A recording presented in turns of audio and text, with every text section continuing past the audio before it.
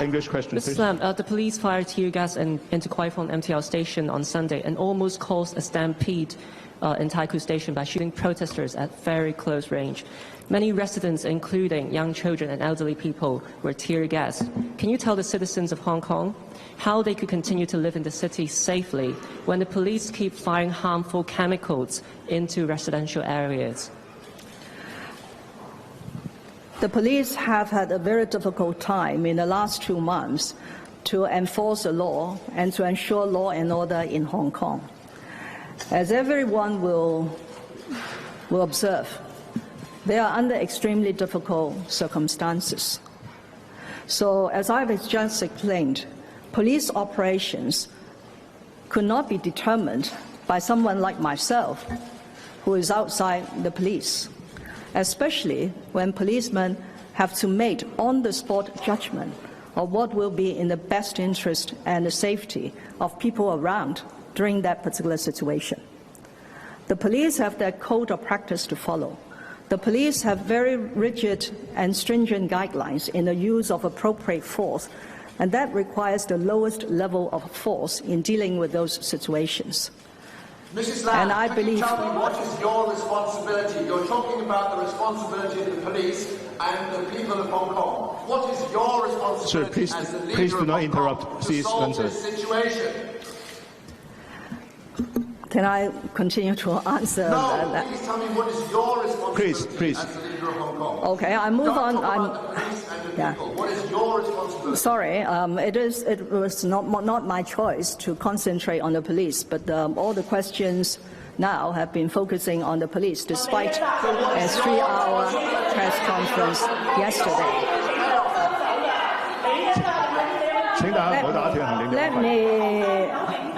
Let me briefly give a very solemn and serious response to that question about the Chief Executive's responsibility.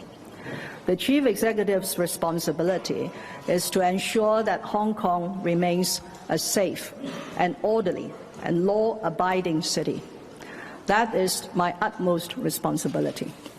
Because without the rule of law, without law and order in Hong Kong, it is extremely difficult to ensure that 7 million people in Hong Kong could continue to live in a peaceful manner.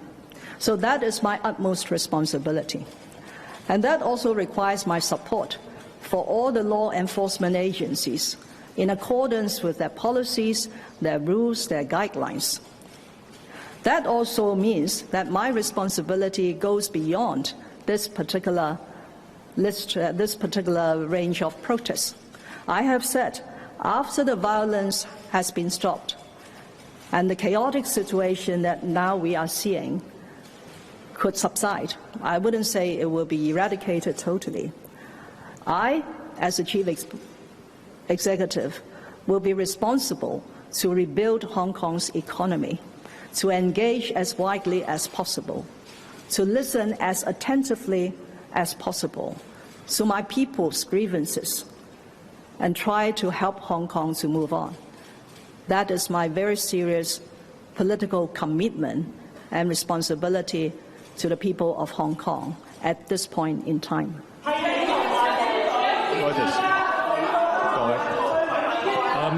Mrs. Lam, Reuters, you say that it's your utmost responsibility to restore order to Hong Kong. Is it not also your utmost responsibility as Hong Kong's leader to listen to the public? All of us here in this room, all the reporters, we've been out on the streets. We've spoken to protesters over the past couple of months. They have made their demands very clear. Now, I would like to ask you, in terms of withdrawing the bill, using this specific term which the protesters have called for, do you, as Hong Kong's leader, have the autonomy to decide to withdraw the bill, yes or no, or is this something that Beijing has to approve as well? In other words, have your hands been tied by Beijing in not allowing the bill to be withdrawn, or is this a point of political pride on your part in not doing this and refusing to meet this demand of the protesters?